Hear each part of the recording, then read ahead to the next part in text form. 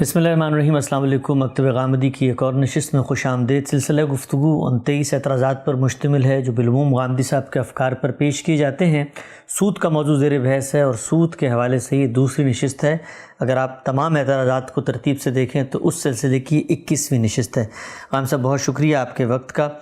سود پہ ہم نے آپ سے گفتگو کا آغاز کر دیا تھا گزشتہ نشست میں۔ خاتمہ کلام یہاں پہنچا تھا میرا یہ سوال کہ کیا قرآن مجید میں جو لوگ سود دیتے ہیں ان کے بارے میں جو آپ کی رائے ہے، جس پہ لوگ اعتراض کرتے ہیں، ان کا کہیں بیان آیا ہے؟ تو بہت تفصیل سے آپ نے قرآن مجید کے وہ تمام مقامات جہاں پر سود زیر بحث ہے پڑھ کے ان کی تنقیح کی، ان کو تفصیل سے بتایا کہ وہاں کہیں بھی سود دینے والے کی مذمت یا سود دینے والے کی شناعت یا حرمت زیر بحث نہیں ہے۔ آپ نے بہت بار بار مجھ سے یہ پوچھا تھا کہ کیا قرآن میں کوئی ایسی جگہ ہے کہ جہاں پہ سود دینے والا زیر بحث ہو؟ تو سچی بات یہ ہے کہ قرآن مجید کے الفاظ میں کوئی ایسا مقام تو نہیں مل سکا، اور نہ ہی جو آپ پر نقد کرتے ہیں انہوں نے قرآن سے اس ضمن میں براہ راست کوئی استدلال پیش کیا ہو۔ آگے بڑھتے ہیں۔ ٹھیک ہو گیا کہ قرآن مجید میں کسی سود دینے والے کے بارے میں کوئی ذکر یا کوئی گفتگو نہیں ہے۔ یہ بتائیے گا کہ حدیث رسول اللہ صلی اللہ علیہ وسلم دین کا تنہا ماخذ ہیں۔ آپ صلی اللہ علیہ وسلم کے ارشادات، ظاہری بات ہے جو قرآن و سنت میں دین بیان ہوا ہے اسی کی تفہیم و تبیین ہے۔ روایت کے اندر میرے سامنے ایک روایت موجود ہے، یہ روایت عبداللہ بن مسعود سے بھی ہے، جابر بن عبداللہ سے بھی ہے، اسی طرح وہب بن وہب رضی اللہ تعالیٰ عنہ سے بھی ہے۔ بہت ساری حدیث کی کتابوں میں یہ روایت آئی ہے، صریح الفاظ ہیں۔ اگرچہ یہ واقعہ ایک ہی ہے، جب میں نے اس کا استقصاء کیا کہ ایک ہی واقعہ ہے جس کو مختلف صحابہ بیان کر رہے ہیں، لیکن صریح الفاظ ہیں کہ اللہ کے رسول نے ان لوگوں پر جو سود کھاتے ہیں، جو سود دیتے ہیں، جو سود لکھتے ہیں اور جو اس معاملے کے گواہ ہوتے ہیں، ہم سواء، وہ سب برابر ہیں، ان پر لعنت فرمائی ہے۔ تو اس حدیث میں جب اتنی صراحت سے بات آ گئی تو پھر اب سود دینے والے کے بارے میں آپ کی رائے تو غلط ہو جاتی ہے۔ میں وہاں سے پھر بات شروع کروں گا کہ قرآن مجید کو ہم نے دیکھ لیا، قرآن مجید کہاں سے بات کر رہا ہے، کس اصول پر کر رہا ہے، کس چیز کو ممنوع قرار دے رہا ہے، کیوں ممنوع قرار دے رہا ہے، اس کا ہم نے تفصیلی جائزہ لے لیا۔ میں نے یہ بات بھی عرض کر دی کہ آپ قرآن مجید کے ان تینوں مقامات کو دیکھ لیجئے، سورہ روم کو، سورہ آل عمران کو جہاں بالاجمال ذکر ہے، اور پھر سورہ بقرہ کو جہاں تفصیل کے ساتھ قرآن نے اس کو موضوع بنایا ہے۔ ہر جگہ یوں نہیں ہے کہ دینے والا زیر بحث نہیں، دینے والا موجود ہے، دینے والے کا تذکرہ ہو رہا ہے، دینے والے کے بارے میں اللہ تعالیٰ بات کر رہے ہیں، لیکن نہ مذمت کا کوئی جملہ، نہ کوئی تنبیہ، نہ اس کو باز رہنے کے لیے کوئی تلقین، اس کا کوئی شائبہ بھی آپ کو کہیں نظر نہیں آتا، بلکہ اس کی ہمدردی کے کلمات ہیں۔ یعنی یہ بات کہ اس پر ظلم ہوگا کہ اس نے قرض لیا تھا تو کوئی شخص اس قرض پر اس سے منفعت کا مطالبہ کرے، لوگوں کو تلقین کے منفعت کا مطالبہ چھوڑ دو، جو سود اس سے پہلے لے چکے جو باقی رہ گیا ہے اس کا مطالبہ نہ کرو۔ ان لوگوں کو آخری درجے کی تنبیہ جو سود لینے پر اصرار کر رہے تھے کہ باز نہیں آؤ گے تمہارے خلاف کارروائی کی جائے گی، یہ اللہ اور اللہ کے رسول کی حکومت ہے، حکومت الہیہ ہے، اس میں اگر اس طریقے سے تم سود لینے پر اصرار کرو گے تو یہ اللہ اور رسول کے خلاف لڑائی کرنے کے مترادف ہوگا، لہٰذا تمہارے خلاف جنگی کارروائی ہو سکتی ہے۔ یہ تمام باتیں ہم نے سمجھ لیں، جان لیں، اور اس میں کسی درجے میں بھی کوئی ایسی چیز نہیں ہے، نہ کسی عالم نے کبھی پیش کرنے کی جسارت کی ہے کہ قرآن کی فلاں آیت، قرآن کا فلاں مقام اس چیز کی طرف بھی توجہ دلا رہا ہے کہ سود دینے والا مجرم ہے یا اس نے کسی گناہ کا ارتکاب کیا ہے۔ یہ بات پوری طرح واضح ہو گئی قرآن مجید کی حد تک۔ اب حدیث پر آئیے۔ میں یہ عرض کرتا ہوں کہ حدیث کے پورے ذخیرے میں جب آپ دیکھتے ہیں کہ یہ ایک واقعہ بیان ہوا ہے، میں نے جب یہ لکھا تھا اپنی کتاب مقامات میں کہ ایک حدیث سے البتہ لوگوں نے استدلال کیا ہے، تو ایک حدیث کا مطلب کیا ہے؟ یعنی ایک مضمون کی حدیث۔ یہ 3-4 صحابہ سے ہے، انہوں نے ایک ہی موقع پر رسالت مآب صلی اللہ علیہ وسلم کی ایک گفتگو کو روایت کیا ہے۔ یہ بات تو آپ مانتے ہیں نا کہ اس کے سوا اور کوئی چیز نہیں ہے حدیث کے ذخیرے میں بھی، یہی کچھ ہے جو یعنی اگر حدیث کے ذخیرے میں کوئی اور چیز ہے تو ضرور سامنے لے آئیے۔ حدیث کے ذخیرے میں یہی ایک موقع ہے جس میں اس موضوع پر گفتگو ہوئی ہے، جس میں رسالت مآب صلی اللہ علیہ وسلم نے ایک بات کہی ہے، اس بات کو 3 یا 4 صحابہ نے آگے روایت کر دیا ہے۔ ایک ہی موقع ہے جس میں رسول اللہ صلی اللہ علیہ وسلم نے گفتگو کی ہے۔ اس میں کچھ چیزیں سود لینے والوں کے علاوہ بھی موضوع بحث ہیں، اتنی بات واضح ہے. لیکن جو بات آپ فرما رہے ہیں کہ اس میں سود دینے والے کے بارے میں کچھ کہا گیا ہے، میں یہ کہتا ہوں یہاں بھی کچھ نہیں کہا گیا. یعنی جس طرح سے قرآن مجید اس کے ذکر سے خالی ہے، یہ حدیث بھی اس کے ذکر سے خالی ہے. ہمارے ہاں بارہا ایسا ہوتا ہے کہ سوء فہم کی وجہ سے ہم کسی چیز کو متعین کر لیتے ہیں اور پھر خیال کرتے ہیں کہ یہ تو وہاں لکھی ہوئی ہے. اچھا. قرآن مجید سے متعلق بھی اس طرح کی باتیں بعض اوقات ہو جاتی ہیں، ان کی حقیقت بتانے کی ضرورت ہوتی ہے. حدیثوں میں بھی ایسا ہو جاتا ہے. تاہم حدیث پر گفتگو سے پہلے میں یہ عرض کر دوں کہ حدیث کا مقام کیا ہوتا ہے. یعنی جب قرآن مجید کسی چیز کو بیان کر دیتا ہے تو قرآن مجید نے جو فریم طے کر دیا ہوتا ہے، رسالت مآب صلی اللہ علیہ وسلم اس سے کبھی تجاوز نہیں فرماتے، اس کے اندر گفتگو کرتے ہیں. اور جب وہ گفتگو کرتے ہیں تو کوئی سننے والا اس کو بیان کر دیتا ہے. چنانچہ جو کچھ بھی روایتوں میں بیان ہوگا اس سے متعلق میں بڑی تفصیل سے گفتگو کر چکا ہوں اس سے پہلے، اور اپنی کتابوں میں اس کو واضح کر چکا ہوں کہ وہ تفہیم و تبیین ہوگی، وہ سیرت و سوانح ہوگی، وہ رسالت مآب صلی اللہ علیہ وسلم کے اسوہ حسنہ کا بیان ہوگا. یہ سب چیزیں ہمیں حدیثوں ہی سے ملتی ہیں. یہ در حقیقت رسالت مآب صلی اللہ علیہ وسلم کے علم و عمل کا تاریخی ریکارڈ ہے. یعنی نبی کی حیثیت سے آپ نے قرآن دیا، نبی کی حیثیت سے آپ نے سنت دی، وہ ہم تک پہنچ گئی. لیکن اس کے ساتھ ظاہر ہے کہ آپ نے دین کے ایک جید عالم کی حیثیت سے، پہلے عالم کی حیثیت سے، جس کا بے خطا علم ہے، جس کے علم کے پیچھے اللہ تعالیٰ کی تائید و تصویب ہے، اس حیثیت سے کچھ گفتگویں کی ہیں. وہ گفتگویں خطبات جمعہ میں کی ہیں، لوگوں کے سوالوں کے جواب میں کی ہیں، کوئی تنبیہ کرتے وقت کی ہیں، کسی اطلاق کو واضح کرتے وقت کی ہیں. وہ گفتگو ہیں جو ہمارے ہاں حدیث کی صورت میں پہنچتی ہیں. یہ گویا ہمارے لیے وہ ذخیرہ ہے جس سے ہم یہ جان سکتے ہیں کہ رسالت مآب صلی اللہ علیہ وسلم نے قرآن مجید کے فہم میں یا سنت کے فہم میں لوگوں کی کیا رہنمائی فرمائی ہے، یا اس پر عمل کا کیا نمونہ پیش کیا ہے. تو جو حدیث آپ نے بیان فرمائی ہے، میں اس کی تحلیل کر کے آپ کو بتاتا ہوں کہ اس میں بھی در حقیقت ایسا کوئی ذکر نہیں. اچھا. محض ایک غلط فہمی ہے جس کو لوگوں نے اصول ہی نہیں بلکہ ایک قطعی حکم بنا کے پیش کرنا شروع کر دیا ہے. تو آپ حدیث کو دیکھ لیجئے. یہ حدیث پوری کی پوری امام مسلم نے بیان کر دی. جس طرح کہ آپ نے ذکر کیا مختلف جگہوں پر بیان ہوئی ہے، اور کہیں اس کا کوئی ایک ٹکڑا نقل ہو گیا ہے، کہیں دوسرا ٹکڑا نقل ہو گیا ہے، یہاں پوری آ گئی ہے. اور یہ دیکھیے کیا ہے، یہ ہے لانا رسول اللہ صلی اللہ علیہ وسلم آکل الربا و موکلہ و کاتبہ و شاہدہ و قالہم سوا. یہ اس کے الفاظ ہیں. اب یہ دیکھیے کہ اس میں سود لینے والے کے علاوہ کچھ لوگوں کا ذکر ہوا ہے. کیوں ذکر ہوا ہے ان کا؟ اس کے لیے یہ ضروری ہے کہ آپ یہ سمجھیں کہ سود کا کاروبار ہوتا کیسے. دیکھیے ایک چیز یہ ہے کہ میرا ایک بھائی میرے پاس آیا، اس نے آ کر مجھ سے قرض مانگا. ہم اس پہ گفتگو کر چکے ہیں کہ اسلامی اخلاقیات میں قرض تبرع کا عمل ہے، نیکی کا عمل ہے، خیر کا عمل ہے، اس پر منفعت کا مطالبہ نہیں کیا جا سکتا. میرا بھائی میرے پاس آیا، اس نے مطالبہ کیا اور میں نے اس سے کہا کہ میں تو اس کے اوپر خدا نخواستہ سود دوں گا. یہ ایک انفرادی معاملہ ہے. لیکن جس وقت سود ایک کاروبار کی صورت اختیار کرتا ہے، جس کو آپ مہاجن کا کاروبار کہتے ہیں، تو اس کے کچھ لوازم ہیں. وہ جب بھی اختیار کرے گا یہ لازماً ہوگا. ایسا ہوتا تھا کہ بہت سے لوگ جن کے پاس وافر سرمایہ ہے، وہ ساہوکار کی حیثیت سے اپنی دکان کھول لیتے تھے. یعنی ان کا گویا سودی کاروبار کے لیے ایک مرکز قائم ہو گیا، نیٹ ورک بنتا تھا، ایک نیٹ ورک بنتا تھا، ایک مرکز قائم ہو گیا. آپ دور جدید میں بینک سے اس کو سمجھ سکتے ہیں. یعنی بینک میں یوں نہیں ہوتا کہ کوئی ایک فرد ہے جس کے آپ گھر جاتے ہیں اور اس سے معاملہ کر کے آ جاتے ہیں. بینک ایک ادارہ ہے. تو اسی طرح مہاجنی سود جب سوسائٹی میں رائج ہوا اور اس نے ایک کاروبار کی صورت اختیار کی تو وہ بھی ایک ادارے کی صورت میں وجود پذیر ہوا. اس ادارے کے میں نے عرض کیا کچھ لوازم ہیں.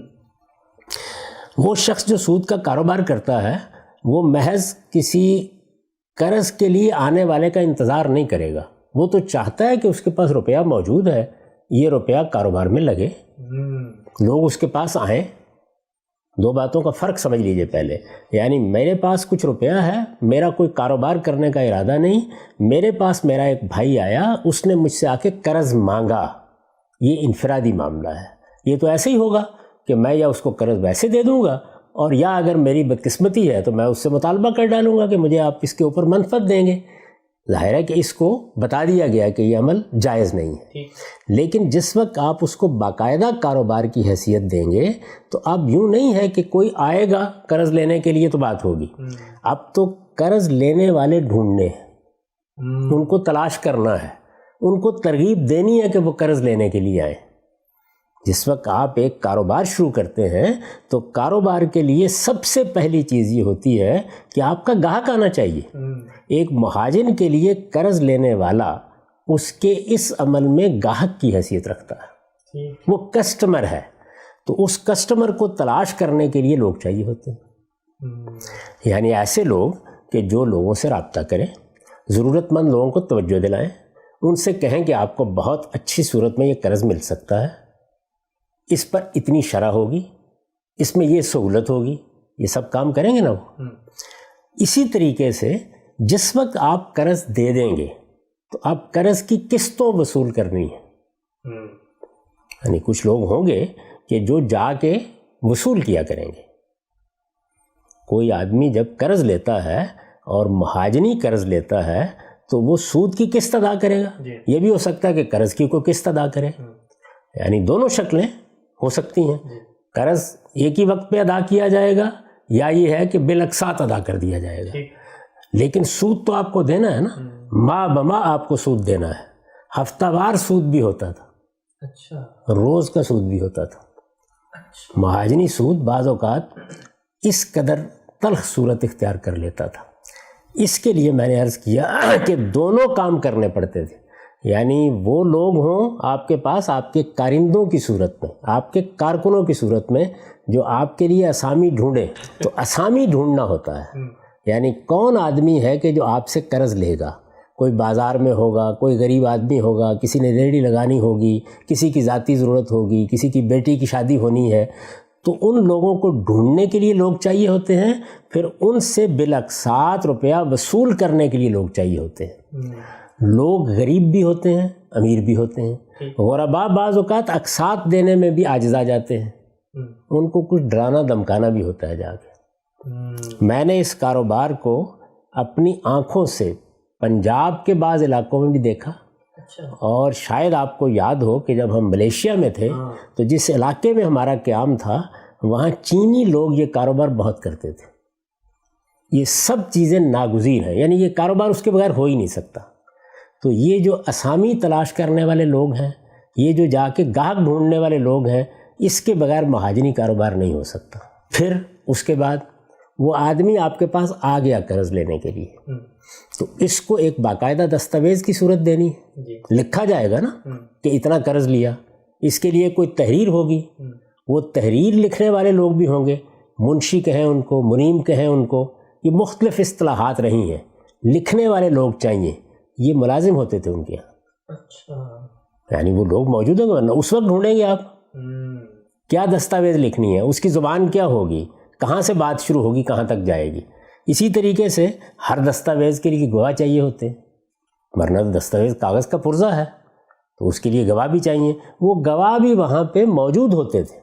اچھا، ابھی پچھلے دنوں آپ کو یاد ہوگا ہمیں ایک دستاویز لکھوانی تھی، ہم یہاں ایک وکیل کے پاس گئے، آپ کے علم میں ہے کہ وہاں وکیل کے پاس وہ گواہ موجود تھے جو اب اس دستاویز کے گواہ ہیں، اور وہ وکیل نے ارینج کیے ہوئے تھے، وہ وکیل ہی کے پاس موجود تھے۔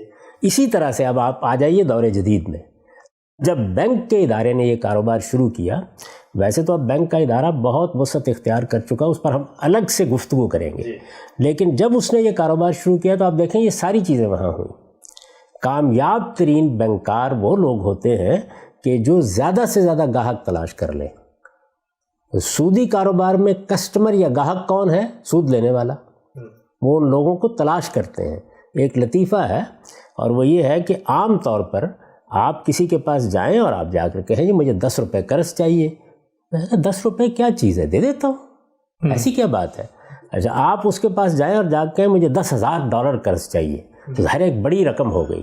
اب جب بڑی رقم ہو گئی تو وہ گریز کرے گا کہ میں کیوں قرض دوں۔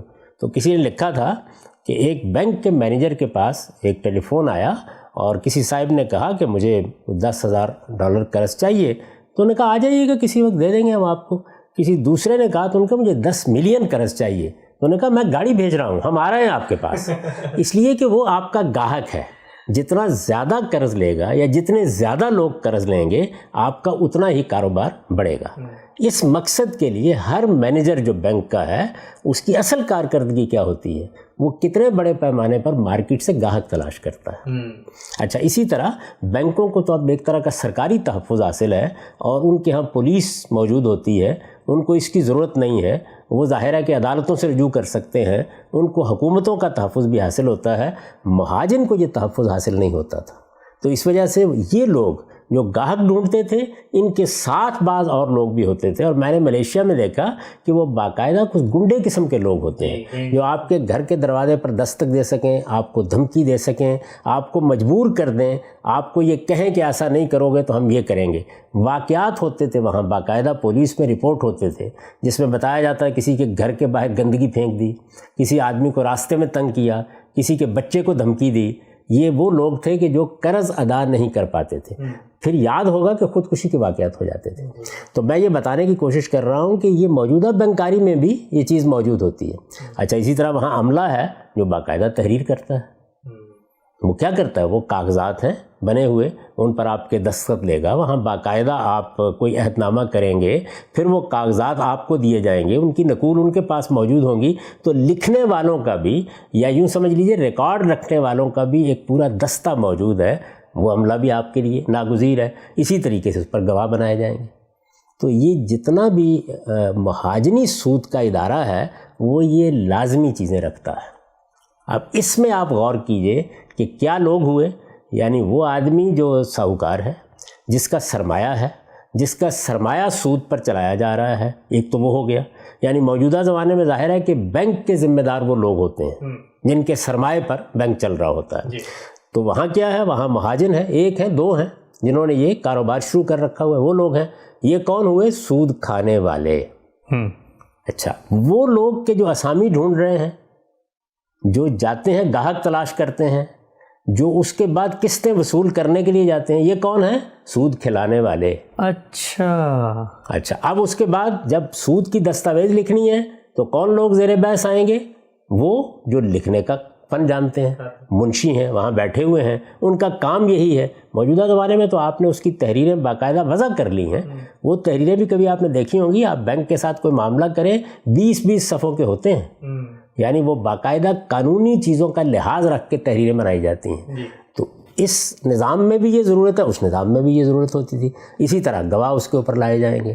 اب جب آپ کاروبار کر رہے ہیں، مہاجنی سود کا کاروبار کر رہے ہیں، اس زمانے میں کر رہے ہیں جو رسالت مآب صلی اللہ علیہ وسلم کا عہد سعادت ہے، اور قرآن مجید نے یہ کہہ دیا کہ اس پر پابندی لگا دی گئی ہے، تو مجھے یہ بتائیے کہ اس میں وہ لوگ کے جو سود کا کاروبار کر رہے ہیں، وہ لوگ جو ان کے لیے اسامی ڈھونڈ رہے ہیں، وہ جو ان کے دفتروں میں بیٹھ کر دستاویزات لکھ رہے ہیں، ان سب کو برابر قرار دیا جائے گا یا نہیں قرار دیا جائے گا؟ تو رسالت مآب صلی اللہ علیہ وسلم نے حدیث میں یہ فرمایا ہے۔ اس میں لفظ استعمال ہوا ہے موکل، سود کھلانے والا، بجائے اس کے کہ سودی کاروبار مہاجن کے دفتر کو سمجھ کر یہ دیکھا جاتا کہ اس میں لوگ کیا ہیں، بس سادگی سے یہ خیال کر لیا گیا کہ موکل کا مطلب ہے وہ آدمی جو قرض لینے کے لیے گیا ہے، وہ نہ اس کے ساتھ تعاون کر رہا ہے، نہ اس کا مددگار ہے، نہ اس کا کاروبار چلا رہا ہے، وہ تو اپنی ضرورت پوری کرنے کے لیے گیا ہے۔ وہ ذاتی ضرورت بھی ہو سکتی ہے، وہ کاروباری ضرورت بھی ہو سکتی ہے، وہ قرض لینے گیا ہے، وہ مہاجن کا آدمی نہیں ہے کہ اس کے بارے میں یہ کہا جائے کہ یہ سب برابر ہیں۔ مہاجن کے آدمی کون سے ہیں؟ موجودہ زمانے میں سمجھ لیجئے، یعنی بینکار نے جو بینک قائم کیا ہے اس کا عملہ کون سا ہے؟ اس عملے میں کوئی کیشیئر ہوگا، کوئی چیزوں کو لکھنے والا ہوگا، کوئی اس کے لیے لوگ ڈھونڈنے والا ہوگا۔ یہ 50-50 لوگوں کا عملہ موجود ہوتا ہے نا ایک بینک کو چلانے کے لیے، ایک برانچ میں۔ تو اس وقت بھی مہاجن کا دفتر جو وجود میں آتا تھا، اس میں جو عملہ ہوا کرتا تھا، رسول اللہ صلی اللہ علیہ وسلم نے اس پورے عملے کے بارے میں یہ بات بیان کی ہے۔ اچھا، اس لیے میں نے عرض کیا کہ بارہا ایسا ہوتا ہے کہ سوء فہم سے ہم ایک چیز کا اطلاق کر دیتے ہیں اور خیال کرتے ہیں کہ یہ تو اللہ اور رسول نے فرمایا ہے، تو میں پوری ذمہ داری کے ساتھ یہ بات کہتا ہوں کہ نہ قرآن مجید میں سود دینے والے کا کوئی ذکر ہے اور نہ حدیث میں سود دینے والے کا کوئی ذکر ہے۔ موکل کا لفظ اس معنی میں استعمال ہی نہیں ہوا جس معنی میں لوگوں نے اس کو سمجھا ہے۔ ورنہ مجھے یہ بتائیے کہ اگر آدمی یہ جانتا ہو کہ سود کیسے ہوتا ہے، اس کا کاروبار کیسے بنتا ہے، مہاجن کام کیسے کرتے ہیں، تو وہ اس موکل کو تلاش نہیں کر سکتا کہ جو اسامی ڈھونڈنے کے لیے جا رہا ہے۔ کون سا بینک ہے جو بینک مینیجر کے بغیر چلے گا، جو اس عملے کے بغیر چلے گا کہ جو مارکیٹ میں لوگوں کو تلاش کرتا ہے کہ وہ بڑے بڑے لوگ یہاں اپنا اکاؤنٹ کھولیں۔ اکاؤنٹ کھولنے کا عمل ہی ہے نا جس کے بعد وہ کاروبار شروع ہوتا ہے۔ تو یہی صورتحال مہاجنی سود کی تھی۔ رسالت مآب صلی اللہ علیہ وسلم نے اس کا ذکر کیا ہے۔ اس لیے میں جس طرح اس سے پہلے یہ بات واضح کر چکا کہ قرآن مجید سود دینے والے کے ذکر سے خالی ہے، اسی طرح اب یہ کہہ رہا ہوں کہ حدیث بھی سود دینے والے کے ذکر سے بالکل خالی ہے۔ ٹھیک ہے، ہم سب بہت تفصیل سے آپ نے ماشاءاللہ یہ بتایا جو آپ کا نقطہ نظر ہے، اور سمجھایا کہ سود کا یہ جو کاروبار ہے یہ ہوتا کیسے، اور روایت کے اندر جو بات زیر بحث ہے کچھ ضمنی سوالات میں مزید آپ کے سامنے رکھتا ہوں۔ تو خلاصہ جو آپ کی گفتگو کا ہوا کہ یہ جو موکل کا لفظ آیا ہے جس کو عام طور پہ جس کا بیان یہ کیا جاتا ہے کہ سود دینے والا اس سے مراد ہے اور سود لینے والے کو آکل الربا کہہ دیا۔ میں تھوڑی سی بحث لفظ کے لحاظ سے کرنا چاہتا ہوں۔ آپ کا جو پورا پیراڈائم اور پوری جو آپ عام طور پہ اپنی فکر پیش کرتے ہیں اس میں لفظ اور جملے کی تعریف اور یہ سب باتیں، یہ جو لفظ ہے موکل یہ بنا کس مادے سے ہے، اس کا معنی کیا ہوتا ہے، اور یہاں پر اگر اس کی جو مراد آپ نے پورے پس منظر میں بتائی کہ جی وہ تو کاروبار کو سپورٹ کرنے والے وہ لوگ ہیں، ایجنٹ ہیں جو اسامیاں لے کر آ رہے ہیں، تو یہ دونوں معنی اس میں پائے جاتے تھے، دینے والے کے لیے بھی استعمال ہو سکتا تھا، ایجنٹ کے لیے بھی استعمال ہو سکتا تھا۔ یہاں آپ نے ایک معنی کو ترجیح دی ہے، اور ترجیح کی وجہ لفظ یا کلام کے اندر کیا ہے؟ نہیں، میرے نزدیک تو ایک ہی معنی ہے اس کی، یعنی معنی کیا مصداق ہے۔ دیکھیے معنی تو ہے کھلانے والا۔ کھلانے والا کون ہوتا ہے؟ مہاجنی کاروبار میں کھلانے والے لوگ ہی وہی ہوتے ہیں۔ وہ نہ ہو تو یہ کاروبار چل ہی نہیں سکتا۔ اصل میں وہ ہیں جو اسامی ڈھونڈ رہے ہیں۔ بھائی میرے لیے جو گاہک ڈھونڈ کے لائے گا وہ میری دکان چلانے والا ہے یا گاہک میری دکان چلانے والا ہے؟ میری دکان کا کاروبار جو لوگ چلا رہے ہیں وہ گاہک تلاش کرنے والے لوگ ہیں، میرا حساب رکھنے والے لوگ ہیں، وہ میرے ساتھی ہیں۔ یعنی یہ سود کھانے والے کے ساتھی ہیں جو زیر بحث ہے۔ کاتب کون ہے؟ وہ جو اس کے ہاں بیٹھا ہوا لکھ رہا ہے۔ ٹھیک۔ شاہد کون ہے؟ جس کا ذکر حدیث میں ہے۔ آپ حدیث کے الفاظ پڑھ لیجئے نا، کیا ہیں الفاظ؟ فرمایا لعن رسول اللہ صلی اللہ علیہ وسلم، رسول اللہ صلی اللہ علیہ وسلم نے لعنت فرمائی کس پر؟ آکل الربا، ربا کھانے والے پر، سود کھانے والے پر، و موکلہ اور کھلانے والے پر، و کاتبہ اور لکھنے والے پر، و شاہد ہے اور اس کے دونوں گواہوں پر، کالا وہم سوا، یہ سب کے سب سود خار کے ساتھی، سب کے سب اس کے ہاں کام کرنے والے ہیں، سب کے سب اس کے دست و بازو ہیں، سب کے سب اس کے معاونین ہیں۔ میں نے مثال دے کے آپ کو بتایا ہے کہ جس طریقے سے بینک کا عملہ ہے اسی طریقے سے مہاجنی سود کے لیے بھی یہ عملہ ناگزیر ہوتا ہے۔ اس میں وہ موکل ہے، کھلانے والا۔ جو الفاظ ہیں وہ دینے والے کے تو حدیث میں ہے ہی نہیں، کھلانے والے کے الفاظ ہیں۔ یہ اب ہمیں طے کرنا ہے اپنی بصیرت سے، اپنے فہم سے، اپنے تجربے سے، حالات میں دیکھ کر کہ کھلانے والا کون ہوگا۔ یہ سادگی ہے کہ آپ نے کھلانے والا سود دینے والے کو سمجھ لیے۔ وہ سود کھلانے والے وہ لوگ ہیں جو اس کاروبار کو چلا رہے ہیں، وہ گاہک ڈھونڈ کے لاتے ہیں اور پھر وہ سود کی رقم جمع کرتے ہیں ماہ بماہ، وہی جا کے اسامیوں سے وصول کرتے ہیں۔ یہ کاروبار چلتا ہی ان کے بلبوتے پر ہے۔ میں نے پہلے مثال دی آپ کو کہ انفرادی طور پر میں نے کسی کو قرض دے دیا اور خدا نخواستہ اپنی بدقسمتی سے اس سے سود کا مطالبہ کر دیا، یہ انفرادی معاملات ہیں۔ لیکن عرب میں کیا صورتحال یہی تھی، رسالت مآب صلی اللہ علیہ وسلم نے انہی لوگوں کو روکا تھا۔ قرآن مجید نے کیا کسی انفرادی طور پر کام کرنے والے کو کہا تھا کہ فَضْنُ بِحَرْبٍ مِّنَ اللَّهِ وَرَسُولِهِ، اللہ اور رسول کی طرف سے جنگ کا چیلنج قبول کرو۔ یہ الٹیمیٹم کن لوگوں کو دیا گیا تھا؟ ان لوگوں کو دیا گیا تھا جن کی طرف سے شدید مزاحمت کا اندیشہ تھا، جن کا کاروبار بن چکا ہوا تھا۔ اور مہاجنی سود کا کاروبار ہر آدمی جس نے معیشت کو کچھ سمجھا ہے وہ جانتا ہے کہ دنیا میں ہمیشہ موجود رہا ہے، یہ عرب میں بھی موجود تھا۔ میں نے آپ کو مثال دی کہ اس وقت بھی چینیوں کے ہاں یہ کاروبار آخری انتہا پر ہوتا ہے۔ وہ اس کاروبار کو اپنے کلچر کا حصہ سمجھتے ہیں، ہم جہاں رہتے تھے وہاں گرد و پیش میں اس کے بہت سے دفاتر موجود جی، دکانیں بنی ہوئی تھیں. یہ جو دفاتر ہیں، ان دفاتر میں کام کرنے والے لوگ اصل میں کس کے معاونین ہیں، کس کے دست و بازو ہیں، کس کا کاروبار چلا رہے ہیں؟ سود کھانے والے کا کاروبار چلا رہے ہیں. تو آکل الربا کون ہے؟ سود کھانے والا.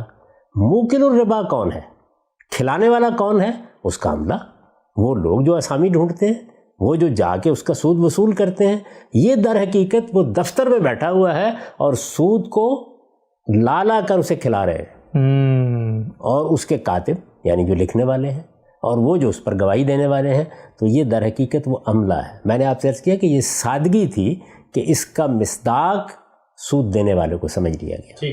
تو اس لیے اس کا صحیح مفہوم یہ ہے، اگر آپ سودی کاروبار کو سمجھتے ہیں تو میری بات بھی آپ کی سمجھ میں آ جائے گی. ٹھیک. ایک اور پھر یہ ذہن میں رکھیے کہ کسی روایت کو سمجھتے وقت سب سے پہلے دیکھنا چاہیے کہ اگر سود دینے والے کا کوئی قصور ہوتا تو قرآن مجید اشارہ تو کرتا، ذکر تو کرتا، کوئی دو لفظ تو کہتا. اچھا کچھ بھی نہ کہتا، اس کو روک ہی دیتا کہ آئندہ تم سود نہیں دیا کرو گے. کہا کہیں قرآن مجید میں. تو اس کا مطلب یہ ہے کہ سارا معاملہ کس کا زیر بحث ہے؟ سود کھانے والے کا. آکل الربا. اب آکل الربا کے معاونین تو ایسے ہی جیسے چور کے معاونین ہوتے ہیں. اگر چوری ایک جرم ہے تو کوئی آدمی اگر چور کے لیے سیڑھی اپنے کندھے پہ اٹھا کے لے جا رہا ہے کہ اس نے جہاں نقب لگانی ہے میں وہاں سیڑھی لگا دوں گا، اور کوئی آدمی اگر ہاتھ میں لالٹین اور دیا پکڑے ہوئے ہے یا ٹارچ پکڑے ہوئے اور وہ کہتا ہے کہ میں روشنی دکھا دوں گا، تو یہ سارے چور کے معاونین ہیں. تو یہاں حدیث میں جو لوگ زیر بحث ہیں وہ سود کھانے والے کے معاونین ہیں. اور قرآن مجید نے اس اصول کو بیان کیا ہے کہ اسم و عدوان میں تعاون کرنے والا مجرم ہے. ٹھیک ٹھیک ٹھیک. اسم و عدوان میں تعاون کرنے والا کون ہوتا ہے؟ جو اس غلط کام کا دست و بازو بنتا ہے، جو اس کا حصہ بنتا ہے، جو اس کا حصہ بن کے اس سے کچھ مفادات حاصل کرتا ہے. تو ظاہر ہے کہ یہ چیز ہے جس کے لیے لفظ معاون کا اطلاق ہونا چاہیے. قرآن مجید میں اس حدیث کی بنیاد موجود ہے اور یہ بالکل ایک عقلی بات ہے. یعنی کسی جگہ بھی کوئی کاروبار، مثال کے طور پر ایک آدمی شراب کا کارخانہ لگاتا ہے تو جو آدمی اس کے لیے خام مال ڈھونڈ کے لاتا ہے، جو آدمی وہاں پہ جا کے کچھ کام کرتا ہے، شراب کشید کرنے میں کوئی مدد کرتا ہے، سارے مجرم ہوں گے نا. یہ دنیا کی ہر جگہ کے اوپر ایک ہی اصول ہے. تو رسالت مآب صلی اللہ علیہ وسلم نے کوئی نئی بات نہیں فرمائی، بلکہ وہ عقلی اصول ہے جس کو بیان کر دیا ہے کہ جب ہم سود کو ممنوع قرار دے رہے ہیں تو سود کے دفاتر بند ہونے چاہیے، اور وہ لوگ جو سودی کاروبار میں معاون بن رہے ہیں ان کو بھی سمجھنا چاہیے کہ ان پر خدا کی لعنت ہے، اور یہ سمجھنا چاہیے کہ وہ کون لوگ ہیں. تو وہ سارے آپ نے گنوا دیے. بالکل ٹھیک. اب آپ بتائیں کیا باقی رہ گیا؟ اس وقت کی جدید بینکاری میں بھی اگر آپ غور کریں تو آپ انہی تینوں عنوانات کے تحت بینک کے پورے عملے کو بیان کر سکتے ہیں. رسالت مآب صلی اللہ علیہ وسلم کے بارے میں یہ کہا گیا ہے نا کہ آپ نے خود فرمایا کہ اُوتی تو جوامع الکلم، مجھ کو جامع ترین بات کہنے کی صلاحیت دی گئی ہے. تو اب ذرا تھوڑی دیر کے لیے دیکھیے، جیسے میں دیکھتا ہوں اس معاملے کو کہ سودی کاروبار ممنوع قرار دے دیا گیا، وہ آؤٹ لا ہے. سودی کاروبار کے بارے میں قرآن مجید نے کہہ دیا کہ وَذَرُوا مَا بَقِیَ مِنَ الرِّبَا، کوئی اب سود کا مطالبہ نہیں کرے گا. یہ بتا دیا کہ اگر لوگوں نے سرکشی دکھائی، مقابلے میں کھڑے ہونے کی کوشش کی تو ان کے خلاف کارروائی کی جائے گی. اس وقت ظاہر ہے کہ اگر کوئی جتھا بنا کے سامنے آ جائے گا تو اس کے خلاف جنگی کارروائی کرنا ہوگی. موجودہ زمانے کی پولیس اور یہ ادارے تو موجود نہیں تھے، تو قرآن مجید نے کہا فَأْذَنُوا بِحَرْبٍ مِّنَ اللَّهِ وَرَسُولِهِ. یہ صورتحال جب سورہ بقرہ میں سامنے آ گئی تو رسالت مآب صلی اللہ علیہ وسلم نے اس کی وضاحت فرمائی، اور وضاحت فرمائی تو گویا سارے کے سارے مہاجن کے دفتر کے لوگوں کے بارے میں یہ بتایا کہ ہم سوا، یہ سب کے سب برابر ہے، کیونکہ یہ تو اصل میں اس دفتر کو چلانے کا باعث ہے، یہ اس کاروبار کے زندہ رہنے کا باعث ہے. ان کے بغیر کاروبار چل ہی نہیں سکتا. ضرورت مند لوگ، یہ تو بالکل اسی طرح کی بات ہے کہ اچھی بات ہے کہ جس گھر میں چوری کی جائے گی اس کو بھی مجرم قرار دے دیا جائے گا، جس کے ساتھ ملاوٹ کی جائے گی وہ لینے کیوں گیا تھا سودا سلب بازار سے. یہ سوچنے کا کیا طریقہ ہے؟ تو تعاون کون کر رہے ہیں؟ تعاون وہ کاتب کر رہا ہے جو وہاں بیٹھا ہوا دستاویز لکھ رہا ہے، جس طرح کہ آج وہ بینک میں بیٹھا ہوا ہے. تعاون وہ لوگ کر رہے ہیں کہ جو گاہک تلاش کر رہے ہیں، وہ لوگ کر رہے ہیں کہ جو مہینے کے مہینے لوگوں کے پاس سے سود کی رقم وصول کر کے لاتے ہیں. اور دیکھیے کیا خوبصورت تعبیر رسالت مآب صلی اللہ علیہ وسلم نے اختیار کی، منہ کے لہو، یعنی وہ کھا رہا ہے بیٹھا ہوا مہاجن اور یہ کھلانے کا کام کر رہا ہے. ٹھیک. یہ در حقیقت حدیث کا مطلب ہے، اور یہ قرآن مجید کی اس آیت پر مبنی ہے کہ تعاونوا علی البر والتقوی ولا تعاونوا علی الاثم والعدوان، نیکی اور تقوی کے کام میں تعاون کیا جاتا ہے، برائی اور زیادتی کے کام میں، حق تلفی اور جان مال آبرو کے خلاف تعدی کے کاموں میں تعاون نہیں کیا جاتا۔ تو یہ تو ایک ایسا اصول ہے جو قرآن نے لفظوں میں بیان کر دیا، اور یہ بالکل عقلی اصول ہے، ہر جگہ اس کا اطلاق ہوگا۔ آپ کہیں کوئی کاروبار کریں تو اس کاروبار میں جو لوگ شریک ہوں گے، اگر کسی جگہ آپ نے کارخانہ لگایا وہاں ملاوٹ ہو رہی ہے تو کیا کارخانے کا مالک ہی مجرم ہے؟ وہ لوگ جن کو پتہ ہے کہ ہم ملاوٹ کر رہے ہیں، جن کو معلوم ہے وہاں وہ کام کر رہے ہیں، جو اس کا مینیجر ہے، جو وہاں پر کام کرنے والے کارکن ہیں، سارے مجرم ہوں گے نا۔ اچھا، اب آپ فرما رہے ہیں کہ نہیں، جو آدمی وہ خریدنے جا رہا تھا وہ بھی مجرم ہے۔ وہ تو خریدار ہے بیچارہ، وہ لینے کے لیے گیا تھا، اس نے تو کوئی غلط کام نہیں کیا۔ تو سود پر قرض لینے کے لیے جو آدمی گیا وہ اپنی ضرورت پوری کرنے کے لیے گیا، وہ کہاں سے معاون ہو گیا؟ اگر آپ اس کو سود کے بغیر قرض دیتے تو وہ پھر بھی اپنا یہ رضاکارانہ تعاون پیش کر دیتا۔ یعنی اگر لوگوں کو ان کی ضروریات کے لیے قرض ویسے مل جائے تو کیا آپ کا خیال ہے کہ وہ جائیں گے پھر اس کے بعد؟ وہ گیا ہے اپنی ضرورت پوری کرنے کے لیے۔ از راہ کرم اس کو ہدف نہ بنائیے، ہدف وہ لوگ ہیں کہ جو اس کاروبار کو چلا رہے ہیں، اور وہ آدمی ہے کہ جو سود کھا رہا ہے۔ تو یہ ہے اس حدیث کا صحیح مفہوم۔ ٹھیک۔ اچھا غلام صاحب، آپ کے اس پورے تصور پر ایک منطقی اشکال اور مغالطہ میرے نظر سے گزرا جو ایک ناقد نے رکھا، وہ یہ ہے کہ اگر کوئی شخص کاروبار کی صورت میں یہ کام نہیں کر رہا، انفرادی طور پہ کر رہا ہے، مثلا آپ اور میں کر رہے ہیں، تو اس صورت میں تو نہ ہمارا کوئی کاتب ہے، نہ شاہد ہے، نہ کوئی ایجنٹ ہے جو آپ کو لے کر آ رہا ہے، تو اس صورت میں پھر موکل کون ہوگا؟ نہیں، اس صورت میں موکل کو زیر بحث لانے کی ضرورت کیوں ہے؟ وہ جہاں ہوں گے وہاں پہ زیر بحث آئیں گے نا۔ ٹھیک۔ یعنی آپ نے یہاں ضرور پیدا کرنے ہیں، جہاں وہ ہوں گے تو بتا دیا گیا۔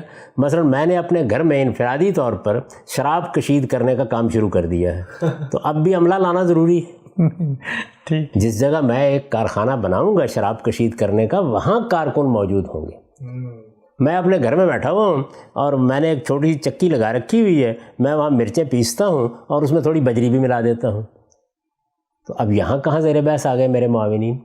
جب میں اس کو ایک باقاعدہ کاروبار بناؤں گا، وہاں 10 لوگوں کو بھرتی کروں گا، وہاں کسی آدمی کو مینیجر لگاؤں گا جو میرے اس کاروبار کو چلائے گا، تو اب وہ سارے کے سارے ہیں جو اس حدیث کا مصداق ہوں گے کہ ہم سوا۔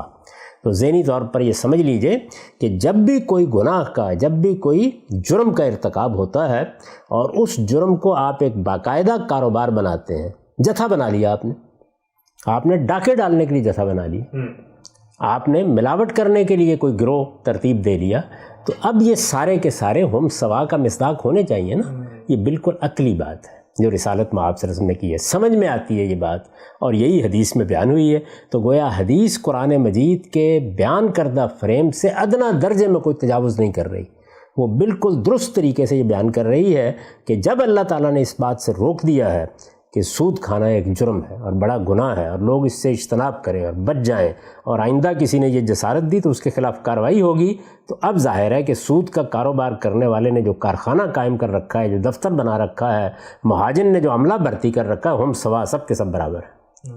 یہ بالکل ٹھیک ہے، بات سمجھ میں آتی ہے۔ یہ حدیث قرآن مجید ہی کے مدعا کو آگے واضح کر رہی ہے، اسی کا اطلاق بیان کر رہی ہے۔ دنیا بھر میں اس کو ایک صداقت کے طور پر مانا جائے، جہاں کہیں بھی کسی برائی کو آپ ایک کاروبار بنائیں گے، جرم کو آپ باقاعدہ منظم کریں گے، وہاں آپ کے معاونین اس میں شریک ہوں گے۔ ان میں ظاہر ہے کہ اوپر بیٹھا ہوا سرہنگ تو ایک ہی ہوگا، 2 ہوں گے، 4 ہوں گے، لیکن باقی لوگ جو عملے میں کام کر رہے ہوتے ہیں، یہ وہ زیر بحث ہے۔ ٹھیک، اس میں جو لوگ اس سے متاثر ہو رہے ہیں وہ کیوں زیر بحث آ گئے؟ تو یہ بالکل سادگی تھی کہ جس میں موکل کا ترجمہ یہ کر دیا گیا کہ کھلانے والا، تو اچھا کھلانے والا وہ ہے کہ جو سود دیتا ہے؟ نہیں، کھلانے والے وہ ہیں جو گاہک ڈھونڈ کے لاتے ہیں، جو سود کو وصول کرتے ہیں، جو اسامیوں کے پاس سے جا کر ماں بما لا کے سود اپنے مالک کو دیتے ہیں، یہ وہ لوگ ہیں، ان کو حدیث میں موکل کہا گیا ہے۔ ٹھیک، آخری سوال غلام صاحب اس روایت کے بارے میں، ہم عام طور پہ دیکھتے ہیں کہ جب کسی شخص کی کوئی ضرورت ہوتی ہے اور اس کو کہیں سے قرض ملتا ہے اور اس کو کوئی تسلی ہو جاتی ہے، پیسہ مل گیا، اگرچہ وہ سود پہ کیوں نہ ہو، تو اس کے پاس اگر کوئی آتا ہے پوچھتا ہے کہ جی، تو وہ بھی تو کبھی کبھی ریفر کرتا ہے کہ میں نے فلاں سے قرض لیا تھا، تم بھی لینا چاہو، تو اس صورت میں تو وہ ایک طرح سے گاہک ہی لے کے جا رہا ہے، یعنی اس کو باقاعدہ کمیشن ملتا ہے وہاں سے، تو پھر تو یقیناً وہ اس کے عملے کا آدمی ہو گیا۔ وہ تو بتا رہا ہے کہ میں جیسا مجبور ہوں تم بھی ویسے ہی مجبور ہو، اچھا تمہیں بھی بیٹی کی شادی کرنی تھی، تمہارے کاروبار میں بھی سرمایہ کی ضرورت ہے، تو مجھے وہاں سے مل گیا تھا، تم بھی وہاں سے جا کے لے لو۔ اس کو کس اصول پر آپ مجرم قرار دے سکتے ہیں؟ تو میں یہ عرض کر رہا ہوں کہ نہ قرآن اس کو مجرم قرار دیتا ہے، نہ حدیث اس کو مجرم قرار دیتی ہے، یہ محض سوء فہم ہے، اس سے زیادہ کوئی چیز نہیں ہے۔ موکل کے لفظ کا مصداق غلط طے کر لیا گیا ہے، یہ سمجھنے کی ضرورت نہیں محسوس کی گئی کہ مہاجنی کاروبار میں اگر کاتب ایک شخص ہے اور شاہدہ ہے، یعنی 2 گواہ وہاں ضروری ہیں، تو اس سے کہیں زیادہ ضروری وہ عملہ ہے کہ جو اسامیاں تلاش کرے گا، جو سود وصول کرے گا۔ ٹھیک ہے ہم صاحب، بہت تفصیل سے آج ہمارے جو گفتگو ہے اس میں یہ روایت زیر بحث آئی، جو سود کے حوالے سے ایک بنیادی اعتراض آپ کی گفتگو اور آپ کے افکار اور لکھی ہوئی چیزوں پہ کیا جاتا ہے کہ سود دینے والا جو شخص ہے اس کے بارے میں جو روایت میں بات زیر بحث آئی ہے اس کو آپ نے واضح کیا۔ سود کے حوالے سے گفتگو بھی جاری ہے، بہت تفصیل سے ہم نے قرآن مجید اور حدیث کو زیر بحث لائے ہیں۔ بینکنگ کے حوالے سے کیا آپ کی رائے ہے، نیشنل سیونگ، مارٹگیج، اسی طرح سے پرائز بانڈ اور باقی سارے موضوعات انشاءاللہ اگلی نشست میں زیر بحث لائیں گے۔ اب تک آپ کے وقت کا بہت شکریہ۔